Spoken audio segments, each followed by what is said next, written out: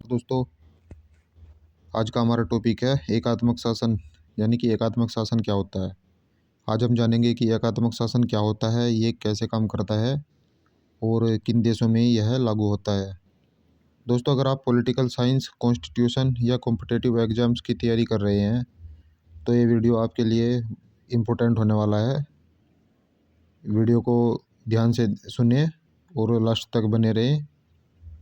एकात्मक शासन क्या होता है। एकात्मक शासन वह प्रणाली है जिसमें सारी शक्तियां केंद्र सरकार के पास में होती है। यानी कि राज्य या प्रांत सरकारें अपनी शक्ति खुद से नहीं बल्कि केंद्र सरकार से प्राप्त करती हैं।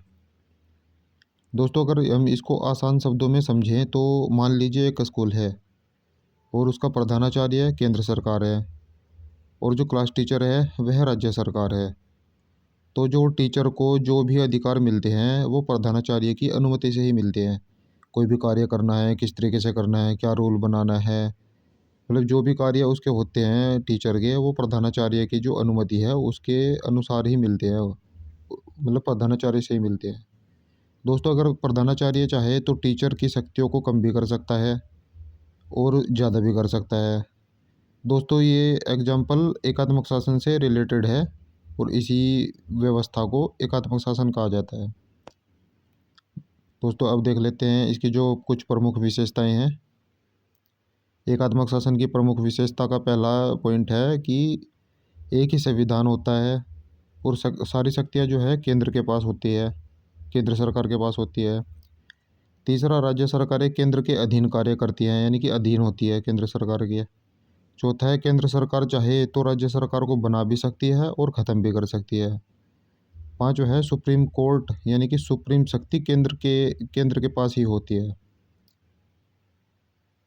दोस्तों, एकात्मक शासन वाले देश जो हैं वे कुछ इस प्रकार हैं। उनके उदाहरण, पहला ब्रिटेन, दूसरा फ्रांस, तीसरा जापान और चौथा चीन। दोस्तों, इन देशों में केंद्र सरकार सबसे शक्तिशाली होती है।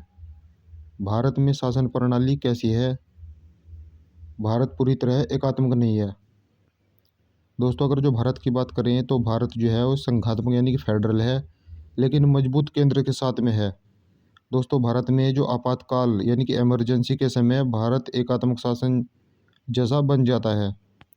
एकात्मक शासन बन जाता है और एकात्मक शासन जैसा ही व्यवहार करता है। दोस्तों, अब बात करें तो एकात्मक शासन और संघात्मक शासन की, तो इनके कुछ इम्पोर्टेंट फैक्ट्स यानी पॉइंट इस प्रकार हैं। एकात्मक शासन की जो शक्तियां हैं वो केंद्र के पास में होती हैं और राज्य की स्वतंत्रता एकात्मक शासन में कम होती है। और एकात्मक शासन का उदाहरण है ब्रिटेन देश। दोस्तों, अगर संघात्मक शासन की बात करें तो संघात्मक शासन की शक्ति जो है वो केंद्र के पास भी होती है और राज्य के पास भी होती है। दोस्तों, और जो संघात्मक शासन की जो राज्य की स्वतंत्रता है वो संघात्मक शासन में ज़्यादा होती है एकात्मक शासन के मुकाबले। और अगर हम संघात्मक शासन का देश का उदाहरण देखें तो पहला है भारत, दूसरा अमेरिका।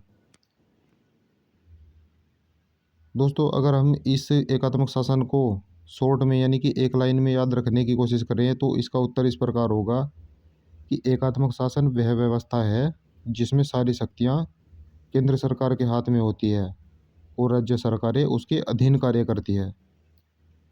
दोस्तों, ये था आज का हमारा छोटा सा इम्पोर्टेंट फैक्ट। यो अगर आप एलएलबी या बीएलएलबी के स्टूडेंट हैं तो ये जो एग्ज़ाम में है लगभग हर बार ही पूछा जाता है और 4 नंबर में यह क्वेश्चन आता है वेरी शॉर्ट। तो उम्मीद है आपको ये छोटा सा टॉपिक समझ में आया होगा।